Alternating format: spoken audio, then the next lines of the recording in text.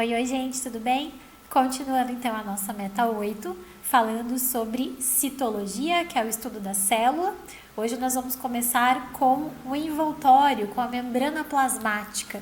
Bom, então nós já sabemos que todos os seres vivos possuem célula e todas as células possuem membrana plasmática.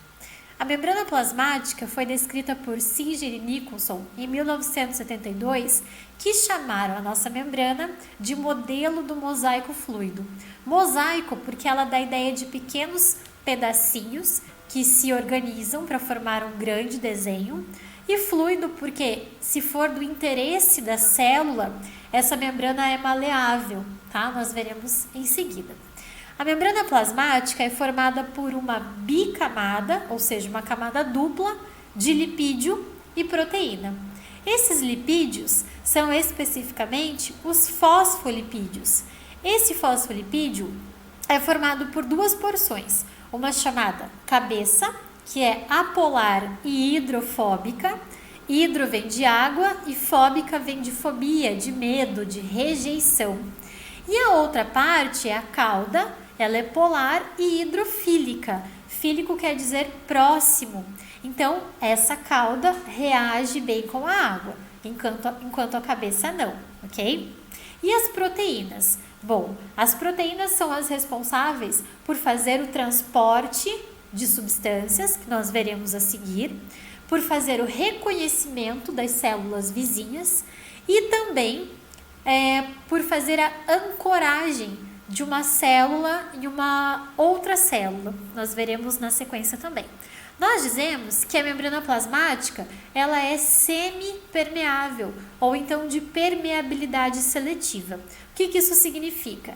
Que a célula permite, através da membrana plasmática, a entrada e a saída de moléculas, mas não qualquer molécula, apenas aquilo que a célula tem interesse. Então, ela é permeável até certo ponto. Chamamos, então, de semipermeável ou de permeabilidade seletiva.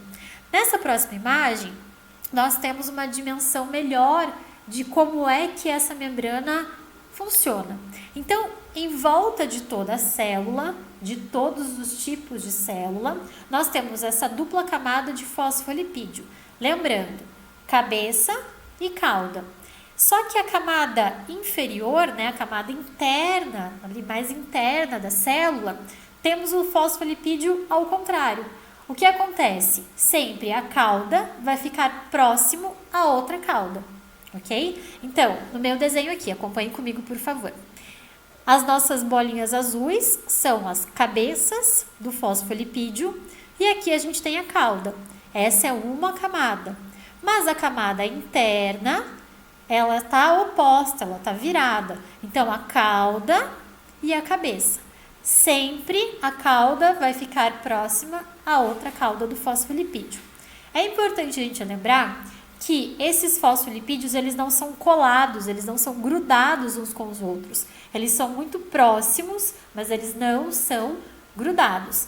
Para ilustrar melhor isso, eu vou deixar para vocês o link de um vídeo, que é uma animação que mostra uma bactéria tentando invadir uma célula e romper a membrana plasmática. A gente consegue perceber bem esse movimento, essa fluidez da membrana. Bom, então, fosfolipídios aqui, formando essa dupla camada. E aqui nós temos as proteínas. Existem vários tipos de proteína. Então, essas proteínas principalmente funcionam como túneis, como portas de entrada e saída de substância. Por exemplo, a molécula de água. Para que a água entre na célula, ela precisa atravessar essa proteína. Essa proteína funciona como um túnel, então, uma passagem ali de moléculas. Lembrando, então, que essa bicamada de fosfolipídio e proteínas reveste toda a célula, reveste todos os tipos de célula, ok? Temos, então, algumas especializações. A membrana plasmática ela pode sofrer algumas mudanças de acordo com a função da célula. Primeira delas é a microvilosidade. Então, as microvilosidades, elas são pequenas, microscópicas, porque nós estamos falando de célula, pequenas dobras na membrana plasmática. Essas pequenas dobrinhas aqui, ó, parecem um pentezinho, elas funcionam para aumentar a área de absorção das células. Se a gente for parar para pensar, qual é a região do organismo que absorve nutrientes? Então, o nosso trato digestório, por exemplo. Nessa região, a gente tem células que têm essa microvilosidade justamente para absorver os nutrientes, ok? Coloquei aqui por curiosidade para vocês uma doença chamada doença celíaca, que é aquela em que as pessoas são intolerantes a glúten, certo? O que acontece com essa doença?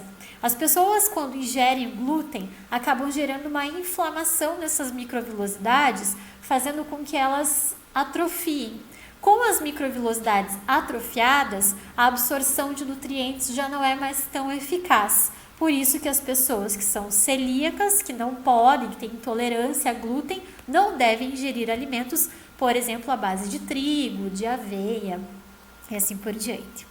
Outra especialização é a união e comunicação. Então, as células, elas têm uma capacidade muito grande de interligação entre uma célula e outra. Primeiro, temos aqui a zona de oclusão. Ela é uma faixa que vai ligar uma célula a outra.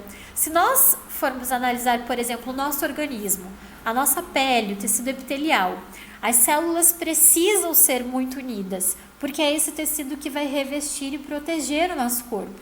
Para que essas células fiquem unidas, essa zona de oclusão vai fazer uma faixa ali que vai juntar, proteger, né, fazer com que essas células fiquem muito unidas.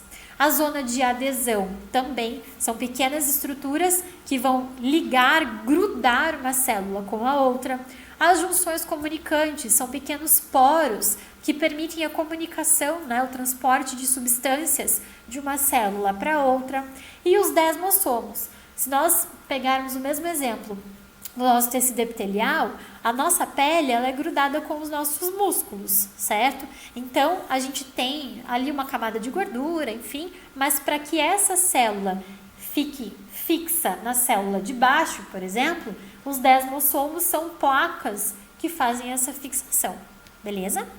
Pessoal, encerramos então a parte 2, em breve teremos a parte 3 desse conteúdo. Vou deixar para vocês os exercícios e em breve faremos a correção. Um beijo e até a próxima.